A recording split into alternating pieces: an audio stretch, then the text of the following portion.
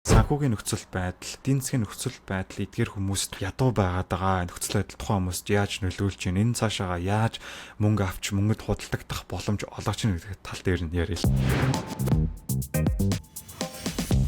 Тийм, scarcity mindset буюу хомс байдлын үед хүний тарих тэр шигтэй хязгаарлагдчих байгааг одоо хэлж байгаа иршилтэй. Ялангуяа одоо бид нэр Масловын хэрэгцээний онолоос харах юм бол энэ хялбархан ойлгогдно. Бидний хэрэгцээний хамгийн анхан шатны түвшин бол хооллонд аюулгүй байдал, хувцс хунар хэрэглээ анхан шатны хэрэглээний ийм зүйтэй байдаг. Тэгэхгүйгээр бид нэр эхний түвшиндөө байгаа үед бол яаж амьд үлдэх үү гэдэг тэр survival mode-н дээр л тарих маань ажиллаад байна гэсэн үг. Атгал тэнд жаахан одоо хэрэгтэй зүйлүүдийг нь өгөөд байх юм бол хүмүүс бол тэр дороо л баг аваад байх юм автоматжуулсан нөхцөлд очичоод байна гэсэн үг л дээ. Биднээсийн тархин дотор болохоор яг тухайн үед юу болдог вэ гэхээр биднээс энэ frontal lobe ирээдүгөө бодох, ирээдүйд яах вэ, planning хийх, биднээс одоо ямар нэгэн зүйл short term rewards буюу одоо байгаа аз жаргал авах тэр зүйлсүүд ямар нэгэн байдлаар ирээдүгэ бодож өнөөдрийнхөө энэ аз жаргалаа хөөсөн шийдвэрүүдийг хязгаарлах механизм нэг өсөндөө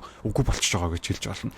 Маш олон судалгаанууд үүнийг болохоор харуулсан байдаг. Бүр биднээс тархины тэр хэсэг нь унтарчдаг гэж хэлж байна.